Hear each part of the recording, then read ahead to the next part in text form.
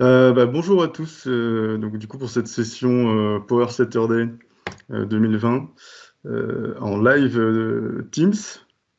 Donc, on va parler ensemble à cette session de la big data en temps réel grâce à Azure. Et vous allez voir, c'est super intéressant. Donc, tout d'abord, je me présente. Je m'appelle Fabien Adato. Je suis architecte data et IA chez Azeo. J'ai un Twitter que j'utilise pas beaucoup, mais j'ai surtout un blog qui s'appelle fadata-blog.com, dans lequel j'essaie de publier des petits articles et des tips pour tout ce qui tourne autour de la data, surtout dans Azure, avec du Databricks, des Azure Functions, du Data Factory, enfin toutes ces briques-là. Je me mets aucune limite, donc allez voir, ça peut être intéressant si vous avez besoin de un petit peu vulgarisation ou des petits tips sur des petits sujets intéressants, techniques, data, tout ça, vous êtes les bienvenus. Donc, comme je l'ai dit, je travaille chez Azeo en tant qu'architecte. Azeo, on est une société de services, enfin une ESN, qui a été créée en 2010, très très proche de Microsoft, étant donné qu'elle a été construite, enfin, elle a été créée par d'anciens de Microsoft. Donc, on est reconnu aujourd'hui, on est un partenaire très très proche de Microsoft. Et on est plus de 300 collaborateurs. On va traiter un petit peu tous les sujets qui tournent autour de ces technologies Microsoft, que ce soit de l'infrastructure, de l'applicatif, du développement, de la data, de l'IA dans l'équipe dans laquelle je fais partie, tout ce qui va être sujet de modern workplace et collaboratif, et voilà, etc. On a 5 agences, on est un petit peu partout en France, à Bordeaux, à Paris, à Nantes, à Toulouse, à Lyon. Donc n'hésitez pas si vous avez des projets, des solutions, des questions. Nous, on est là pour vous aider, ce sera sans aucun problème. L'agenda de cette session, c'est un peu scolaire, mais on va d'abord essayer de comprendre pourquoi est-ce qu'on a besoin de faire du temps réel et dans quel cas ça peut être intéressant. Ensuite, on va essayer de parler d'architecture, voir un petit peu comment tout ça s'organise. Et on va rentrer après un petit peu plus en profondeur sur les sources de données, sur comment on transforme la donnée, comment on la traite, comment on la stocke, et quels usages après on peut faire de ces systèmes temps réel. Et on finira par une petite démo, si tout se passe bien, et s'il n'y a pas d'effet démo. Alors pourquoi déjà L'idée aussi, c'est de faire un petit peu un comparatif entre ce qu'on fait déjà si vous faites de la donnée, si vous travaillez avec Azure et si vous faites un petit peu de la BI ou de l'analyse, on va dire, traditionnelle. Il faut comprendre qu'il y a deux modes de traitement. Le mode batch, donc là, on fait un travail, un job, et il va s'exécuter à une certaine fréquence. Donc, on va l'ordonnancer, on dit, et on peut l'exécuter, par exemple, toutes les nuits à 1h du matin. On va recharger des données, on met à jour le système, on met à jour la base de données, on met à jour les Power BI, et le lendemain matin, le client, il a ses données à jour de la veille. Donc ça, c'est un mode normalement que vous devez connaître si vous faites de la data normalement, avec SCCS, avec Data Factory, avec toutes ces technologies-là. Généralement, on fait du batch. On fait un job et on l'exécute à une certaine fréquence. Et il y a aussi le streaming. Là, c'est ce qu'on va creuser aujourd'hui. Le streaming, son rôle à lui, c'est en fait, il n'y a pas besoin d'ordonnancer quoi que ce soit, ça va tourner tout le temps. Donc tout le travail, le traitement de la donnée, on le fait en continu. Et en fonction d'événements. C'est-à-dire que le streaming, il fonctionne tout le temps. Il va récupérer petit à petit des événements. Il va les traiter, il va tout faire, il va les stocker et il va même les envoyer dans un reporting en temps réel. Donc, il n'y a pas besoin de dire, de lancer un orchestration, de lancer un traitement, en fait. Ça tourne tout le temps. Et donc, le problème avec les systèmes batch qu'on utilise classiquement, c'est que déjà, il faut attendre la fin des traitements et il faut que les traitements y tournent. Parce que si on ne fait pas tourner le traitement, les données ne sont pas à jour. Et notamment pour tous les traitements qui sont à J+1, le client, enfin notre utilisateur surtout, s'il veut voir les données mises à jour, il doit attendre vraiment le lendemain, il doit attendre une journée. Et donc, ça peut être problématique parce qu'il y a certains business où les utilisateurs, ils veulent vraiment savoir, bon, voilà, j'ai fait quelque chose, il y a quelque chose qui s'est passé en vrai, dans le monde opérationnel, on a fait des choses, et je dois attendre une journée pour connaître la réponse, pour savoir les impacts que ça a eu. Et donc là, vraiment, l'intérêt du streaming, c'est là, en fait.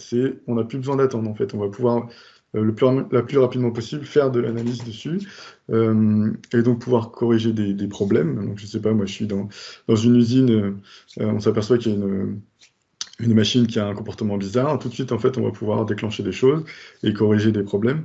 Et on va pouvoir aussi faire de l'optimisation de tout son business, en fait. Donc, par exemple, faire de la recommandation en temps réel et aussi être capable de réagir vraiment le plus rapidement possible. C'est fini pour cette intro. Pour l'architecture, maintenant, je ne sais pas si vous avez déjà un peu essayé de creuser les sujets, mais on entend beaucoup parler d'architecture lambda, kappa. Choisissez un petit peu votre lettre grecque qui vous intéresse. Et ce qui est vraiment, on va rentrer en détail sur lambda et kappa juste après. Ce qui est vraiment important, c'est quand on fait de l'architecture, essayer de parler par couche, par layer en anglais. Et donc, en fait, de découper notre architecture pour que chaque brique de l'architecture, en fait, elle soit dans un rôle précis, notamment les speed layers, les batch layers, les serving layers, storage layers, enfin voilà. Chaque couche va un petit peu, on va définir un rôle et on va mettre les bonnes briques dedans pour que chaque brique corresponde à ce rôle-là. Pour l'architecture lambda, en soi, j'ai récupéré le schéma d'architecture qu'il y a dans la documentation Microsoft. C'est très bien fait, je vous conseille d'aller voir. Le principe de l'architecture lambda, c'est assez simple en fait. On va avoir du coup en entrée des logs qui vont rentrer, des événements ou des messages. Et on va avoir ensuite un Y qui va du coup répartir les données, copier les données, les envoyer dans deux chemins différents. En bas, vous allez voir dans la partie call pass, ça c'est le chemin en fait un petit peu classique, c'est-à-dire que les logs en fait elles vont être écrites dans un stockage et on va pouvoir lancer à une certaine fréquence du coup des batchs pour traiter la donnée. Donc là ça ressemble un petit peu à ce qu'on fait d'habitude quand on fait de la BI par exemple. Et en haut, on va avoir un chemin chaud, un haut de passe, qui lui, ces logs-là, en fait, il va les prendre et en fait, il va pouvoir les traiter en temps réel. Donc, en fait, voilà, on a deux chemins, un embranchement avec, d'un côté, des traitements en temps réel et en bas, des traitements batch. Donc, on a quelque chose d'assez hybride. Ce qui permet, du coup, d'avoir à la fois des choses qu'on peut analyser au fil de l'eau, avec le speed layer, avec le hot pass, et en même temps de re-exécuter des traitements batch la nuit, si on veut, pour refaire des calculs sur tout l'historique, par exemple. Voilà, donc comme ça, on est assez polyvalent. Et on a aussi l'architecture Kappa, qui ressemble un petit peu à Lambda, sauf qu'on enlève en fait le batch layer, et donc là, on fait vraiment que du temps réel, que du speed layer. Et donc, c'est-à-dire que vraiment toutes les sources de données, elles vont être traitées en temps réel. Et autant le batch de l'architecture lambda, elle va lancer un traitement sur toute l'historique. Là, en fait, l'idée, c'est que on peut aussi le faire, mais directement en temps réel via des rétentions. En fait, on va avoir d'énormes rétentions sur plusieurs jours, plusieurs années, enfin plusieurs mois, plusieurs années, et en faire des calculs dans le temps directement dans le speed layer. Donc, à voir ça, moi, généralement, on voit plutôt du lambda. L'architecture Kappa, c'est encore un petit peu tôt, j'en ai jamais vu personnellement. Mais bon, c'est un peu vers là qu'ils essaient de tendre.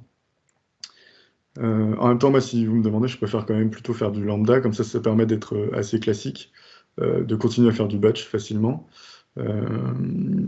et en même temps rajouter un petit peu de temps réel dans nos systèmes. On est plutôt sur l'hybride, je trouve que c'est un petit peu mieux. Maintenant, dans Azure, donc voilà, il y a un petit peu, on va retrouver un petit peu ces couches d'architecture avec chaque brique va être rangée en fonction de ses fonctionnalités. Et donc, il faut savoir que dans Azure, il y a plein de composants qui peuvent nous permettre de faire du temps réel. On va voir ça juste après, en rentrant dans les détails. Et quand on fait du temps réel, en fait, on s'aperçoit que ça ressemble un petit peu à de la plomberie, c'est-à-dire qu'on va avoir des composants qui vont ressembler à des tuyaux, dans lesquels on va faire passer en continu de la donnée. Et on va avoir d'autres composants qui vont nous permettre de faire des Y, donc réorienter la donnée à droite et à gauche, des composants qui vont nous permettre de transformer un petit peu à chaud cette donnée-là. Donc là, par exemple, on a un chauffe-eau, mais ça pourrait être aussi quelque chose qui filtrerait du calcaire, donc un composant qui filtrerait la donnée. Voilà, tout ça, c'est des choses, vous allez voir, que vraiment on a l'impression de faire de la plomberie, quoi. Donc c'est assez rigolo. Et ça change du mindset batch, où batch, ben, on va lancer un traitement, puis voilà, quoi. Hop. Et surtout, il ne faut pas hésiter, et en pensant surtout à l'architecture lambda, quand on passe à l'architecture lambda, comme il y a un batch layer et un speed layer, à se dire, bon, bah, aujourd'hui, moi, j'ai fait une architecture classique de batch, donc je vais traiter la donnée avec des traitements, avec du data factor, créer mes résultats mes données dans une base SQL, puis après, je vais mettre un Azure Analysis Services, puis du Power BI, comme ça. Une architecture vraiment très, très classique, hein, celle-là. On n'est pas loin en fait de se dire bon, bah, il suffirait de pas grand-chose à partir du moment où j'ai une source de données qui peut me pousser la donnée en temps réel. Bah, je peux rajouter juste quelques composants, voilà, rajouter quelques composants facilement à mon architecture existante pour rajouter du temps réel dans mon système. Donc, il ne faut pas se dire, oh, moi j'ai fait un traitement, je fais de la BI traditionnelle, ou je fais du big data, enfin bref, avec du batch. J'ai mes traitements qui tournent tous les jours. Et en fait, si vous avez l'opportunité d'avoir une source qui est capable d'envoyer de la donnée en temps réel, ben, en rajoutant quelques briques, on va pouvoir en fait, transformer votre architecture en architecture lambda, en fait, ou avec du temps réel. Vous voyez que c'est des briques qui sont un petit peu différentes de celles qu'on utilise d'habitude. Mais en fait, c'est pas si complexe que ça. Maintenant, chose très importante quand on fait du temps réel, c'est les sources de données. C'est même le plus important parce que si vous n'avez pas de source de données compatible, ben, on va dire que en fait, vous ne pouvez vraiment pas vraiment faire du temps réel. Euh, Maintenant, ce qui est pas mal aussi, c'est de se dire, bah, sur les sources de données, on n'est pas obligé de tous les traiter en streaming. On peut en traiter, on peut en identifier quelques-unes en fait, hein. Se dire par exemple, ce qu'on va essayer plutôt de traiter en streaming, ça va être les événements métiers. Donc, par exemple, les ventes. Donc, dès qu'on a une vente, boum, on envoie une donnée avec la vente, on l'envoie au système analytique, on nous l'envoie à nous, et après on va la traiter au fil de l'eau.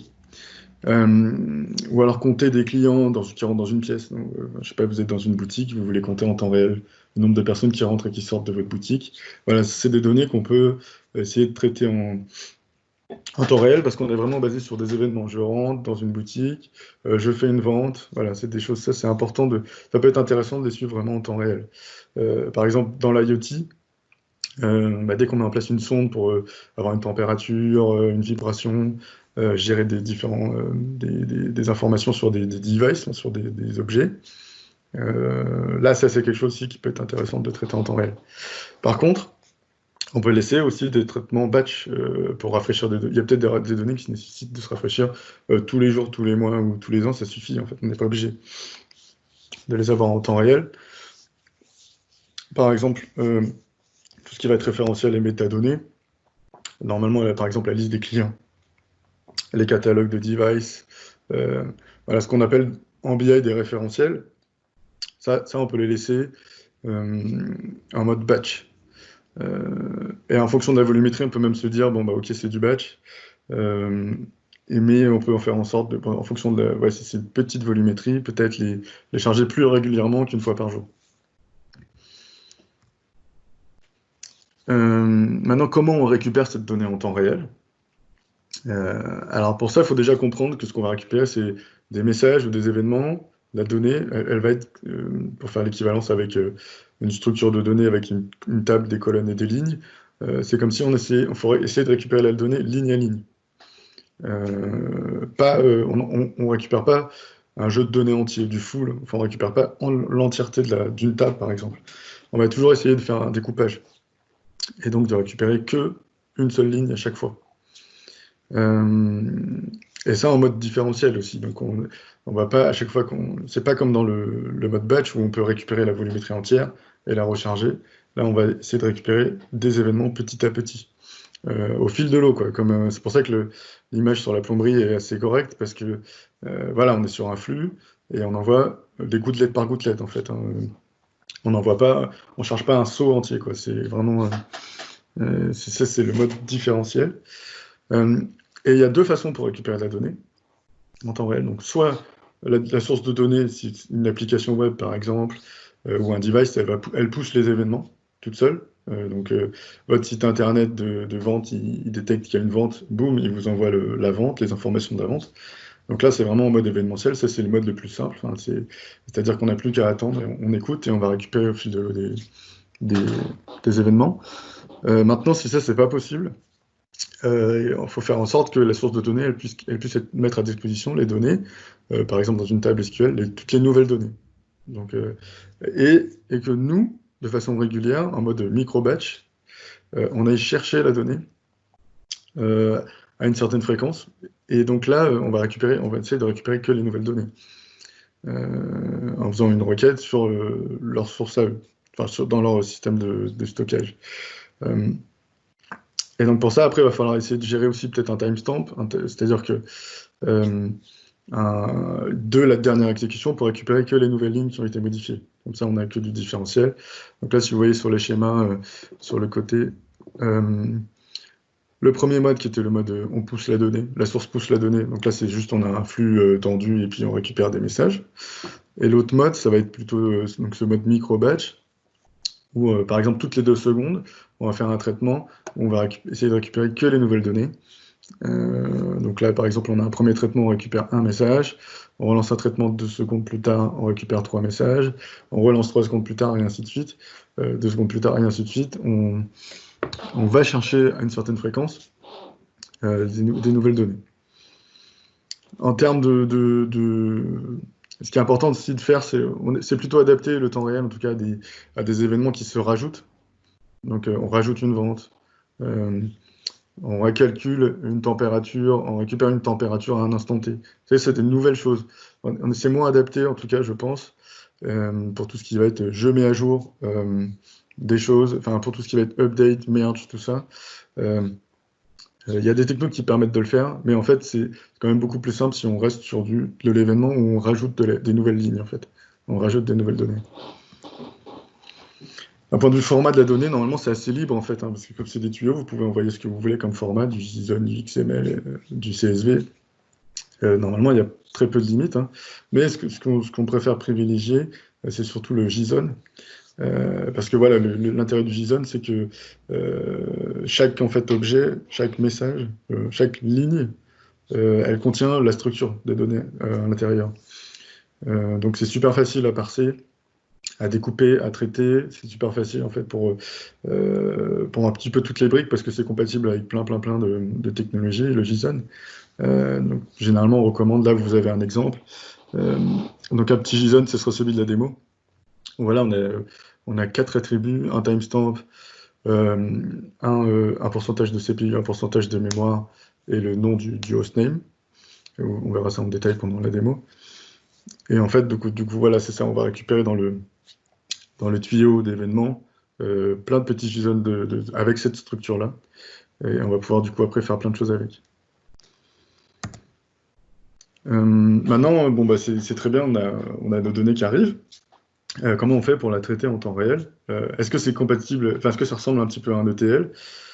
La réponse est oui et non. On va d'abord avoir des briques qui vont permettre de faire de l'ingestion de données, en fait, ce qu'on appelle des hubs. Donc il y a plusieurs technos qui permettent de faire ça. Azure Event Hub, Azure IoT Hub ou Kafka. Kafka qui est une technologie qui n'existe pas vraiment dans Azure sous forme de pass, mais on peut créer des clusters pour en faire avec HD Insight, notamment. Et leur intérêt, en fait, de ces hubs, c'est de transporter des données. Donc, ils vont les envoyer d'un point à un autre. Et surtout, du coup, de leur mettre à chaque fois entre quelques composants, entre différents composants. Donc là, par exemple, on a notre source de données qui pousse dans l'event hub des messages. Et quand elle les pousse, et on va avoir une brique, une Azure Function qui va écouter cet event hub-là, le premier. Donc elle va faire un traitement avec les données, elle va les renvoyer dans un autre event hub, qui vont l'envoyer à un stream analytique, qui vont refaire un traitement avec les données, qui vont renvoyer à un event hub, enfin voilà. Donc c'est des tuyaux en fait qui vont gérer les flux de données entre les composants qui vont transformer la donnée. Donc l'intérêt, c'est que c'est un petit peu comme des fils de messages, en fait, des fils d'attente. elles vont déjà pouvoir faire un petit peu de rétention de données. Donc, pour éviter de saturer les composants comme Azure Functions, Stream Analytics, Logic Apps, tout ça, on peut s'en servir. Du coup, elles vont garder un petit peu de rétention. Puis quand la charge elle va diminuer, on va pouvoir, elle va pouvoir relancer la consommation des messages. Enfin, voilà, ça évite qu'on surcharge un petit peu tout, que tous les traitements. Et généralement, c'est des technos qui sont scalables via du partitionnement. On peut découper, en fait, faire plusieurs messages, plusieurs partitions dans lesquelles on envoie des messages en parallèle. Donc c'est hautement scalable, en fait, quand on utilise des hubs comme ça. C'est assez pratique, en gros, pour gérer des flux de données. Voilà, c'est quand même exactement, c'est fait pour ça, quoi. Et maintenant, une fois qu'on a nos tuyaux, on va pouvoir mettre des briques de transformation qui vont pouvoir, du coup, il y a deux phases, en fait, il y a deux types. On va avoir tout ce qui est des technos simples qui vont s'exécuter pour chaque message. Donc, par exemple, Azure Functions et Logic Apps, il y a une instance qui s'exécute à chaque fois qu'il reçoit un message. Et tout ce qu'on peut faire, du coup, c'est un traitement au sein de ce message, la transformation sur ce message. Donc, on va pouvoir faire du parsing, rajouter des colonnes calculées. On va pouvoir filtrer. Donc, dire, il va lire tous les messages, et puis s'il y a une valeur d'un message qui est supérieure à telle valeur, ben, il va pouvoir filtrer. Et voilà, ça s'arrête là, en fait. C'est juste du calcul sur le message. Maintenant, sur la colonne de droite, on peut aller un petit peu plus loin. On a des traitements qui peuvent aussi faire du parsing et du filtrage, mais en plus, des agrégations temporelles. Parce que eux, en fait, ils savent gérer du coup plusieurs messages en même temps et faire du calcul dans le temps, en fait, des agrégats dans le temps. Notamment Stream Analytics et Databricks, enfin, tout ce qui va tourner autour de Spark Streaming, Structure Streaming. On va pouvoir faire ce qu'on appelle des calculs en temps réel. Des calculs, des agrégations dans le temps. Notamment, par exemple, si on zoome un petit peu sur Stream Analytics, donc là, on a une syntaxe qui est super simple, parce que ça va être du SQL. Enfin, pour faire ce genre de choses, Stream Analytics, c'est la technologie la plus simple. Elle n'est pas très ouverte, parce qu'il faut vraiment utiliser que les composants avec lesquels elle est compatible. Mais elle est ultra simple à mettre en place. Et donc, avec cette syntaxe SQL, on va pouvoir mettre en place des agrégats temporels et notamment compter des choses dans le temps via ce qu'on appelle du windowing. Le windowing, ça va être en fait, on va regarder dans le temps des fenêtres, d'où le nom window, et faire glisser cette fenêtre dans le temps et donc répondre à des questions. Par exemple, compte-moi le nombre de messages reçus sur les 10 dernières secondes, et ça toutes les 5 secondes. Et donc, à chaque fois qu'on va recevoir après, du coup, ça va générer cet agrégat. Et cet agrégat, en fait, il va pouvoir se calculer sur une fenêtre glissante. Et on voit notamment, ça c'est ce que je vous explique, l'exemple que je vous ai donné, c'est sur le Hopping Windows. Et là, on voit bien, du coup, qu'il y a qu'on peut utiliser des fenêtres qui s'overlappent, en fait, hein, qui se chevauchent. Donc ça, c'est aucun problème. Et donc, ça peut être intéressant, par exemple, si on a des températures ou des pourcentages d'utilisation, notamment on le verra pendant la démo. Par exemple, si on essaie de visionner la charge d'un CPU, savoir qu'il atteint 100% une fois, c'est pas trop grave. Hein. Ça peut arriver qu'il pique à 100% puis il redescend juste après. Ce qui est embêtant, c'est quand le CPU, le processeur, il reste à 100% pendant une longue période de temps. Et ça crête. Ça, c'est... donc ça marche pour les CPU, mais ça peut marcher pour autre chose. Et du coup, grâce à ces fenêtres-là, et ce windowing, on est capable de dire, bon bah, attention, si ça dépasse 100% en moyenne sur les 10 dernières secondes, là c'est dangereux. Et donc après, déclencher des événements et faire des choses avec cette information-là. Ça, quand on fait du streaming, ce genre d'agrégat, c'est vraiment très très important, très utilisé. Et c'est plutôt pratique. Donc maintenant qu'on a transformé notre donnée en temps réel, ça peut être bien aussi de penser à la stocker, surtout si on fait du lambda. parce que peut-être que notre donnée brute, on aurait envie de relancer des traitements nocturnes dessus pour refaire des calculs sur toute l'historique. Et donc pour ça, on va utiliser deux systèmes de stockage, du stockage chaud et du stockage froid. On va commencer par le stockage froid qui est à droite. Donc c'est plutôt, généralement en termes de technologie, on va plutôt partir sur des stockages fichiers, big data, stockage comme ça, quand c'est du fichier, en fait, on peut vraiment stocker toute la volumétrie. Et ça coûte que le stockage. C'est généralement très très peu cher. Donc on a en termes de technologie du Data Lake Store, du Blob Storage dans Azure. Et donc là, en fait, notre traitement temps réel, il peut, au fil de l'eau, déposer dans des répertoires des petits fichiers avec nos données dedans. Pour qu'une fois que la nuit est passée, relancer un traitement batch si on a besoin de recalculer des choses sur l'entièreté de l'historique. Et maintenant, si par contre, notre usage, c'est plutôt, on a un site web qui veut récupérer les données temps réel et pour afficher une page web, par exemple, tout ce qui est applicatif, ou même pour BI, on va plutôt partir sur un stockage chaud. Donc là, il y a différents technos, SQL Server, du NoSQL, Cosmos DB, Synapse, enfin, voilà, toutes ces technos-là qu'on connaît déjà. En fonction de la volumétrie, on va plutôt essayer de stocker dedans la dernière donnée, donc là vraiment la donnée chaude, la dernière semaine ou la dernière journée.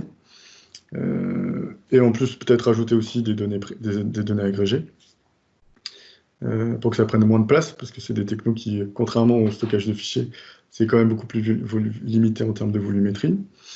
Et l'idée de ces briques-là, c'est que, de ces briques chaudes, c'est qu'on peut envoyer une requête et avec un filtrage et ça répond vite. En fait, c'est ça, l'idée, c'est vous mettez en place une application mobile, une application cliente. Vous avez besoin de requêter vos données temps réel. On va plutôt du coup utiliser ces briques-là. Je vais faire un focus après sur Cosmos DB en particulier, parce que je trouve qu'il est pas mal adapté à ce genre d'usage de stockage chaud. Tout simplement, il y a deux composants dans Cosmos DB qui sont très intéressants pour le streaming.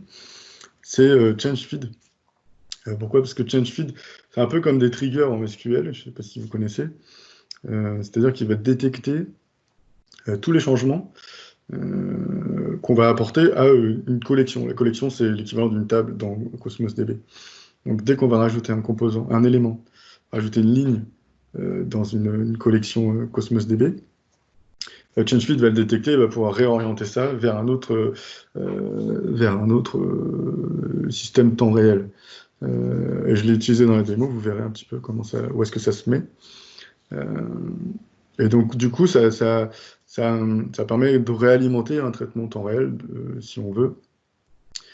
C'est pas mal pour tout ce qui est agrégation en temps réel, parce que Azure Cosmos DB, il n'est pas fait pour faire des agrégats, il ne sait pas vraiment agréger de la donnée. Il est très fort pour récupérer un certain nombre de lignes. Je dis des lignes, c'est plus simple, mais en vrai, ce n'est pas des lignes.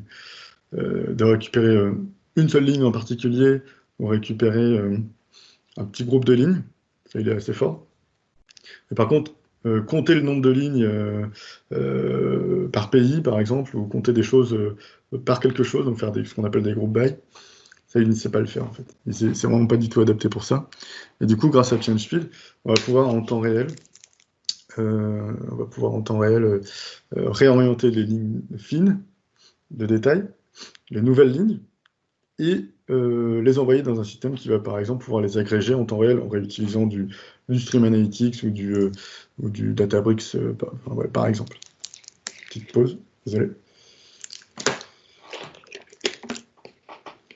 Donc ça, c'est ChangeFeed, c'est vraiment assez intéressant quand on fait du temps réel. Voilà. Donc ça, on n'a pas une rupture de temps réel, on est capable de relancer des événements, même quand on insère dans Cosmos DB, on utilise ChangeFeed pour récupérer ce qu'on a inséré, pour le re-envoyer quelque part. Donc voilà, ça peut être pas mal. Et il y a aussi le time to live. Donc, je vous ai dit, données chaudes, on essaye de récupérer que les dernières données, donc par exemple la dernière semaine. Et l'intérêt du time to live, c'est qu'on peut mettre une espèce de date de péremption sur la ligne. sur le document. Et donc, quand ça dépasse cette date, donc je ne sais pas, aujourd'hui on est on va dire qu'on est le 1er juin, on va dire tu le supprimes dans 10 jours, donc le 10 juin, automatiquement, il va supprimer cette donnée-là. Donc comme ça permet de garder une volumétrie assez faible dans le Cosmos DB. Et il n'y a pas de système de purge à mettre en place. Alors qu'en SQL, on ne peut pas vraiment faire ça en SQL. On va devoir mettre en place des batchs qui font des deletes dans nos tables. Là, en fait, c'est automatique. Donc, ça, c'est plutôt pas mal, le time to live. Je rajoutais aussi une chose, c'est que Cosmos DB, si on fait du JSON de bout en bout, Cosmos DB, lui, sait traiter du JSON. Donc aussi, en termes de format de données, c'est assez adapté, quoi. Maintenant, les usages, bon, une fois qu'on a tout stocké, une fois qu'on a tout traité en temps réel, qu'est-ce qu'on en fait, en fait? Moi, j'ai identifié plus ou moins 2 usages. Déjà, le reporting, et surtout, là où je fais un petit focus sur Power BI, on a des composants dans Power BI comme le streaming dataset, qui vont permettre d'afficher, faire des reportings qui vont bouger en temps réel. Ça, c'est quand on crée des tuiles dans un dashboard. Ça se fait qu'en mode dashboard. Ce qui n'est pas top parce que le dashboard, malheureusement, c'est quelque chose qu'on peut aujourd'hui pas automatiser. On ne peut pas créer automatiquement des dashboards dans Power BI, donc ça, c'est pas super. Et aussi, le problème des dashboards, c'est qu'ils ne sont pas filtrables dynamiquement. Donc, il faut vraiment afficher dans un dashboard une donnée agrégée. On ne peut pas dire, par exemple, j'ai 200 machines qui envoient de la donnée en streaming. On ne va pas pouvoir dire je veux voir les données de cette machine-là, filtrées sur une seule machine. Non, c'est en fait, voilà, dès qu'on met un usage en streaming, ça fera quelque chose d'agrégé, c'est pas évident à faire, quoi. Ces datasets en streaming, donc c'est des datasets, c'est un peu comme des datasets qu'on crée en mode import, par exemple dans Power BI. C'est vraiment des tables, des colonnes. Il y a un stockage à l'intérieur, en fait. Ici, c'est maximum 200 000 lignes de rétention. Et après, c'est du FIFO. Donc, quand on dépasse les 200 000, en fait, dès qu'on va rajouter une ligne, il va supprimer les plus anciennes, la plus vieille, en fait. Donc, voilà, ça fait un roulement comme ça. Vraiment, l'intérêt de ces affichages-là, c'est que en fait, votre affichage, vous allez afficher votre dashboard et voilà, ça va se mettre à jour tout seul, en fait. Il n'y a pas besoin d'appuyer sur F5. Le dashboard s'actualise dès qu'ils reçoivent une nouvelle donnée. Donc ça, c'est waouh, quoi, ça marche bien et tout. Malgré les contraintes sur le filtrage dont je vous ai parlé, par exemple, c'est quand même quelque chose qui peut être assez marrant et assez sympa à mettre en place. L'autre mode avec Power BI, c'est tout ce qui va être autour du direct query. Donc là, on va devoir, en couche de stockage, il faut choisir une technologie qui est compatible, donc ça va surtout être des bases SQL, notamment. Et donc là, ça nécessite par contre une optimisation côté base de données, parce que le direct query est quand même assez limité d'un point de vue performance. Je ne sais pas si vous avez fait des tests avec direct query, mais c'est quelque chose... Sur 10 lignes, ça marche super, hein. Sur 20 lignes, ça marche super. Mais ouais, à partir d'un certain seuil, en fait, le problème, c'est qu'il faut derrière avoir une base de données qui peut encaisser les requêtes de direct query. Et donc, il faut vraiment faire de l'optimisation, rajouter des index, et éviter la self-service, du coup, être capable, du coup, on va faire des rapports Power BI un petit peu figés, avec que certains types de visuels, qui vous permettront de récupérer les requêtes qui sont envoyées à votre base de données, et donc optimiser vos tables en fonction de ces requêtes-là. Donc ça, voilà, ça peut le faire. Et puis en plus, il y a un mode d'actualisation automatique de page qui est en preview, mais qui vous permet de mettre une espèce de timer pour rafraîchir votre rapport direct query automatiquement, même dans le service. Bon, je crois que c'est 30 minutes, il me semble. Ça tourne, il y a une actualisation toutes les 30 minutes si on n'est pas premium, et on peut aller au-delà de ça, être beaucoup plus rapide quand on est premium.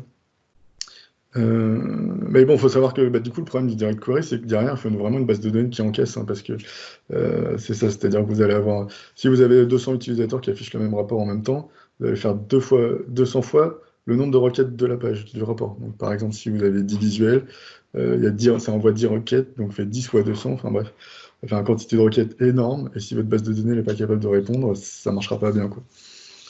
Donc, voilà pour le reporting. Maintenant, le reporting, voilà, ça c'est un exemple de dashboard. On voit que ça bouge en temps réel. J'ai fait un petit GIF animé. Maintenant, le reporting, en soi, on peut se dire que personne ne va regarder toute la journée un reporting en attendant que ça devienne rouge. Ça, c'est quelque chose qui... Je ne sais pas qui va être payé pour faire ça, mais en soi, c'est un petit peu, du coup, le reporting dans ses usages temps réel, c'est flashy, c'est sympa, c'est visuel, mais en soi, est-ce que c'est vraiment ça qu'il faut faire? Je ne suis pas sûr. Ce qui est plus intéressant, c'est d'alerter quand il se passe vraiment quelque chose, quoi. C'est de se dire, bon, bah voilà, attention, là, on a atteint un seuil, ça a un pic. La machine, le moteur, il va casser, par exemple. Faites quelque chose, donc au secours, enfin voilà, un SOS, quoi. Et donc, il vaut mieux surveiller des métriques qu'on va après agréger dans le temps, les surveiller un petit peu en temps réel, et donc déclencher des choses, des notifications, envoyer des emails, envoyer des SMS, quand il se passe quelque chose. Donc, par exemple, sur l'exemple du moteur, c'est si la température du moteur moyenne sur les 10 dernières minutes, elle dépasse 90 degrés, alors on envoie un SMS au chef pour qu'il aille voir et pour que, ça se trouve, il y a un truc qui a bouché une aération, je ne sais pas, pour qu'il résoudre le problème. Voilà, c'est plutôt ce genre de choses qui sont intéressantes avec le streaming. Maintenant, les conditions, les indicateurs, là, donc, par exemple, la valeur moyenne sur les 10 dernières minutes, 80, ça c'est quelque chose qu'on sait pas, qui est un petit peu difficile à estimer, mais l'idée c'est qu'une fois qu'on a mis en place tout notre traitement streaming, on peut faire plusieurs essais et se dire, bon, bah, d'expérience, on sait que si pendant 10 minutes, la température moyenne du moteur c'est 90, alors c'est qu'il y a un problème. Donc voilà, comme d'un point de vue métier, euh, on sait que ça peut poser problème, ce genre de choses. Là, on met en place une règle et on fait de l'événement quand ça se déclenche. Il faut éviter l'alerting, il faut vraiment choisir des choses qui sont assez importantes pour éviter après de se faire spammer, parce que si votre alerte c'est bon, bah, dès qu'il y a une vente, tu m'envoies un email, là vous allez vous faire spammer votre boîte mail, c'est pas non plus l'objectif. Il faut vraiment être capable d'identifier les choses qui sont très importantes et mettre en place ça. Maintenant, le reporting, dans ce cas-là, il est plus intéressant si, bon, bah, dès qu'on reçoit un mail, parce qu'il y a un problème, on va avoir le reporting pour vérifier ce qui s'est passé. Là, l'usage du reporting il est intéressant. Donc, c'est tout seul, je pense que le reporting, ça n'a pas trop d'intérêt, mais en ajoutant un système de notification, tout de suite, c'est mieux, quoi.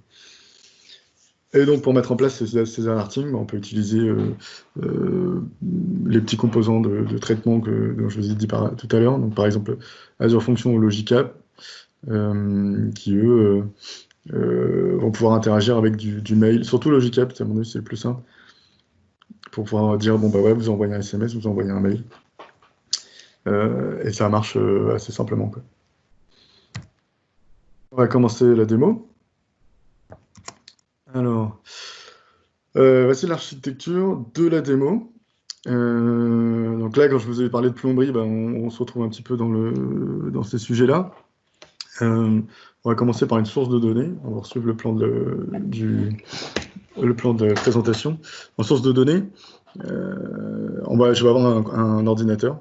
Bon, en l'occurrence, là, j'ai pas pris mon ordinateur, j'ai pris un Raspberry qui tourne sur mon réseau, avec un bout de code Python dedans, qui, toutes les 3 secondes, va envoyer un message de ce type-là, avec un timestamp, donc le moment du message, la mémoire, l'utilisation de la mémoire en pourcentage, l'utilisation du CPU en pourcentage, et le nom de la machine. Donc là, c'est Raspberry, vous verrez que il y aura marqué Raspberry Pi.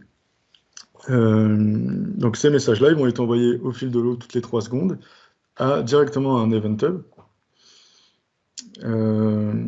Et après, il va y avoir en gros deux zones. La première qui va être la gestion de la donnée brute. Et pour faire ça, j'ai pris à la suite de l'Event Hub une Azure Function qui va en parallèle, là c'est là où j'ai mis un espèce de un Y, qui va envoyer d'un côté les données brutes directement dans un dataset Power BI, un dataset en streaming, pour faire un dashboard, et d'un autre côté, va stocker ça dans un Cosmos DB, dans une collection qui s'appelle Logs, donc une table qui s'appelle Logs. Donc ça, c'est la donnée brute. Comme ça, je peux voir en temps réel la donnée brute de l'usage CPU et RAM de mon Raspberry directement sur Power BI. Ensuite, mon idée, c'était de dire, bon, maintenant, je veux faire un agrégat temps réel. Et donc, c'est là où j'ai utilisé ChangeFeed, ici. Donc, dès que ça rentre dans le Logs, je peux utiliser ChangeFeed pour récupérer ce qui rentre dans le log et l'envoyer dans un autre système. Donc, par exemple, là, je vais utiliser Databricks et du Spark Structure Streaming pour faire de l'agrégat temps réel avec du windowing qui va calculer il me semble que c'est sur les 20 dernières secondes. Sur les 20 dernières secondes, il va m'envoyer en continu les données. Les données agrégées, la moyenne, le CPU moyen et la RAM moyenne, l'utilisation CPU moyen, l'utilisation RAM moyenne et CPU, excusez-moi, c'est un peu compliqué, ça va envoyer, je crois, toutes les 3 secondes sur les 20 dernières secondes. Et donc ça va le renvoyer à un Event Hub qui va après, ici, qui va après être écouté par une Azure Function, qui va, pareil que l'autre, en fait, elle envoie à la fois dans Power BI et dans Cosmos DB. Donc là, voilà, on a vraiment un embranchement. Donc ce que je vous dis, c'est ça, il y a des tuyaux, on insère dans des composants, et après, tout ça, ça tourne en temps réel. Je vais relancer en parallèle un traitement pour que ça puisse marcher. 2 secondes, comme ça me permet déjà de vous montrer... Là, je suis sur Databricks. Donc c'est le portail Databricks. Hop, je vais lancer des petites choses qui vont... Ça, j'ai pas pu le faire avant parce que j'ai pas pu le laisser tourner, je suis désolé, comme c'est des composants qui coûtent.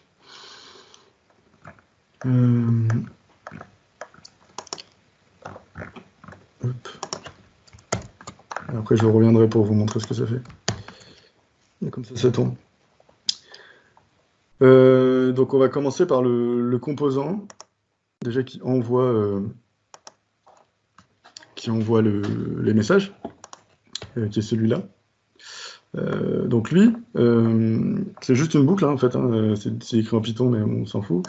C'est juste une boucle, en fait, voilà, qui toutes les 3 secondes va envoyer un message avec le contenu du CPU, le contenu de la RAM, l'utilisation en pourcentage moyenne, un pourcentage de ça. Je peux le lancer. Hop. Donc voilà, là on va voir que ça tourne. Et donc comme ça, toutes les 3 secondes, on va avoir un nouveau message. Là, ça affiche le message qu'il envoie. Hein. Mais ça va l'envoyer à Event Hub. Et du coup, bon, si on suit l'architecture, normalement, là, on va aller juste afficher le dashboard qui lit ça. Et lui, il y a une Azure Function qui envoie dans le dataset. Et à la fin, on peut aller voir le Power BI.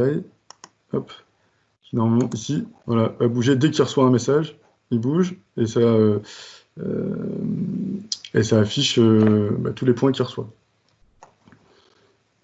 Petit à petit comme ça. Bon, j'ai un usage vraiment très limité du CPU.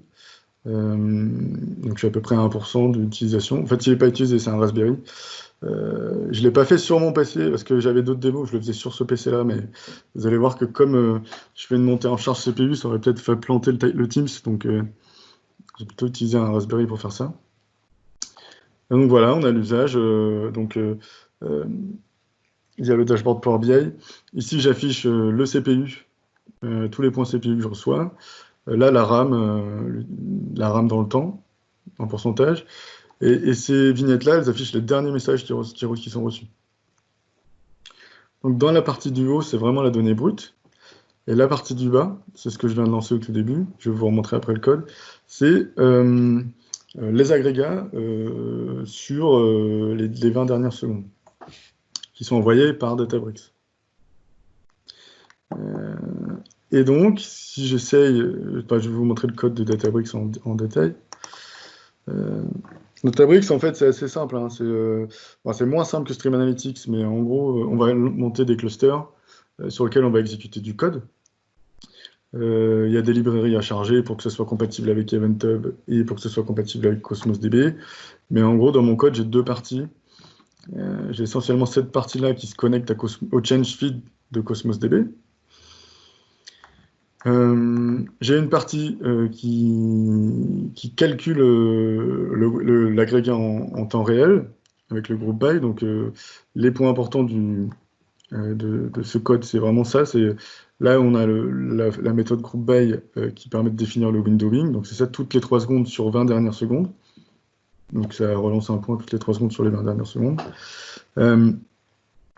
Et après, on choisit ces agrégats. Donc là, j'ai fait un average de CPU et un average, donc une moyenne aussi, de la RAM.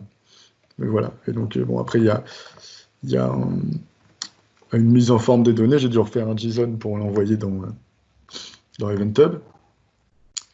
Et une fois que c'est envoyé dans EventHub, j'ai des Azure Functions qui écoutent les messages qui rentrent dans l'EventHub et qui les repoussent dans Power BI et dans Cosmos DB, dans d'autres collections Cosmos DB. Je peux vous montrer dans Cosmos DB sous quelle forme ça c'est stocké. Hop. On attend. Donc là, je suis sur le portail Azure, pour ceux qui ne l'ont jamais vu. Ça, ce sont mes Azure Functions. Je vais retourner à la racine. J'ai un ressource groupe dans lequel je stocke tous mes composants Azure, et notamment le Cosmos DB, il est ici, où je peux aller lire les données qui sont envoyées dedans.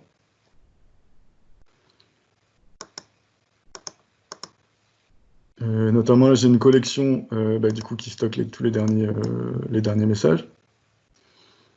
Donc, si je veux ordonner par date d'arrivée, order by. Donc ça me montre vraiment les derniers messages. Les derniers messages, voilà, on retrouve plus ou moins les mêmes que ceux que je vous ai montrés. Donc, on retrouve le CPU %, on retrouve le memory %, le nom de la machine et le timestamp. Et la même chose avec les agrégats. Les agrégats, c'est un peu différent parce que... je remets l'order by. Parce que là, j'ai pas qu'une seule date, en fait. Ça se base sur le fait que, comme on fait une fenêtre, il y a une date de début, une date de fin, notamment start et end. Et donc, on voit que l'agrégat, là, qui est une moyenne, les moyennes, en fait, elles vont être entre, comme c'est sur 20 secondes, entre la seconde 24 et la seconde 44. Donc voilà, c'est comme ça qu'on est capable de les identifier.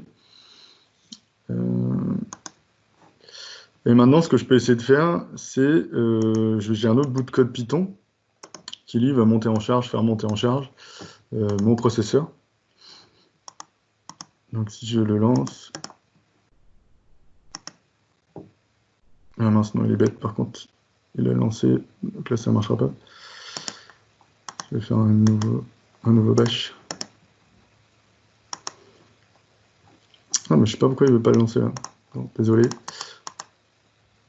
Je vais le faire à la main.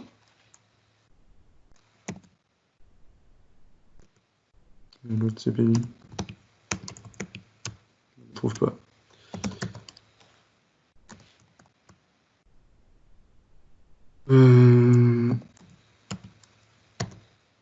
Voilà. Donc là, on va faire une montée en charge. En fait, j'ai ce petit bout de code-là, il va monter mon CPU à 100%. Et normalement, on va voir apparaître sur le côté que ça va piquer, en fait. On peut déjà sûrement le voir dans l'autre console. Là, ici, vous voyez, c'est passé de 8,2 à 100%. Donc déjà, ils sont envoyés. Et ici, on a vu aussi, voilà, boum. Je vais recacher ça, pardon. On voit ici qu'il commence à recevoir des messages à 100%. Oui, ça a crété comme ça. Et en bas, normalement, si tout se passe bien, l'agrégat, au bout d'un moment aussi, il va augmenter. Il y a une petite latence, hein, notamment parce que j'utilise des Azure Functions qui sont pas ultra performantes, parce que j'ai utilisé un langage, je les ai codés en PowerShell, j'aurais pas dû. Donc c'est elle qui pose problème, mais là on va voir petit à petit que ça va grimper aussi sur l'agrégat temporel. Euh, Si ça marche pas là, je peux vous montrer à froid. J'ai un Power BI qui va récupérer les mêmes données et qui peut vous montrer les données de la veille. J'avais fait le même test. Donc voilà, là, ça commence à grimper sur les 20 dernières secondes. Donc là, on est passé à 8%. Puis là, ici, on voit déjà qu'on reçoit déjà des messages à 180%. Donc voilà, il a commencé à crater aussi.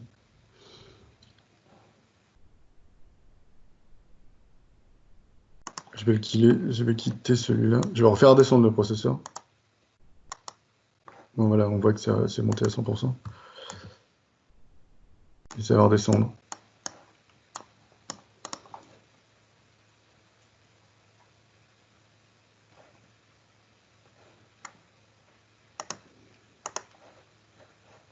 Bon, il y a toujours il y a une petite latence, hein, c'est du temps réel, mais là on est descendu à 8 et à 0% à peu près. Donc, voilà, il est redescendu aussi ici, et puis il va redescendre. Là on voit bien là, justement la montée en pourcentage. Donc si j'avais mis un événement, là, ce que je vous expliquais, si j'avais mis un événement sur pendant 20 secondes, il ne faut pas que ça dépasse 100% en moyenne. Là, j'aurais pu déclencher après un email qui m'aurait alerté que mon Raspberry il dépasse les 100%. Voilà pour la démo. Là, ça redescend. Ça va redescendre de l'autre côté. Là, j'ai un affichage. J'avais fait la même chose. J'ai regardé les données de la veille sur Power BI en attaquant directement le Cosmos DB. Et on voit bien, là, ici, on a la partie en brut et là, la partie agrégée en temps réel. Et on voit bien, du coup, que ça monte petit à petit sur la partie agrégée en temps réel. Puis après, pareil, que ça redescend beaucoup moins vite que quand on a la donnée brute.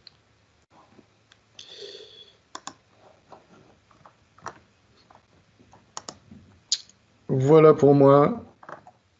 Merci beaucoup du coup d'avoir participé à cette session. On va passer à des questions s'il y en a. En attendant, n'hésitez pas à aller évaluer la session. Dans la conversation, normalement, il y a un lien pour le faire. J'ai pas pu gérer les données, les questions en temps réel, s'il y en a. Si on a eu. Mais là, n'hésitez pas, c'est le moment pour. Sinon, on va pouvoir s'arrêter.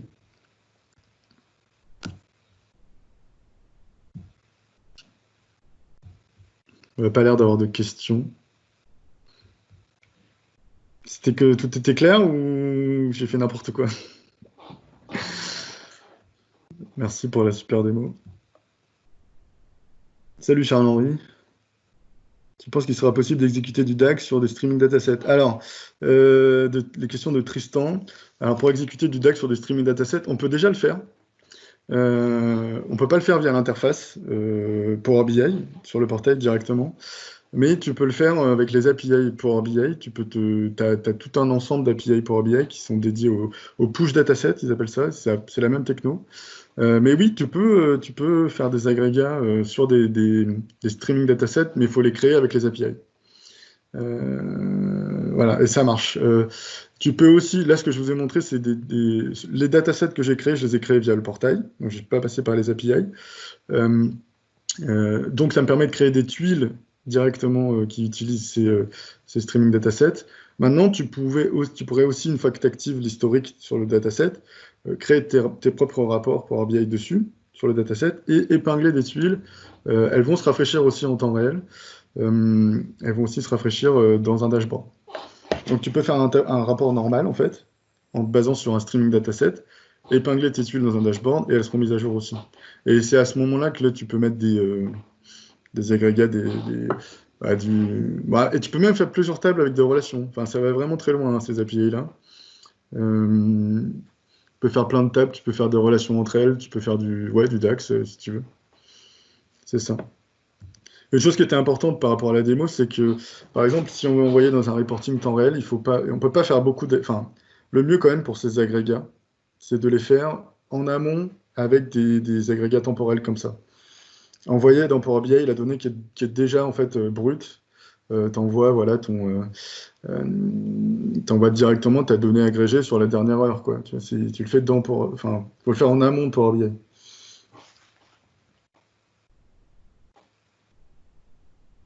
Pas d'autres questions? Ah, c'était une question piège, hein, Tristan, là, sur le DAX.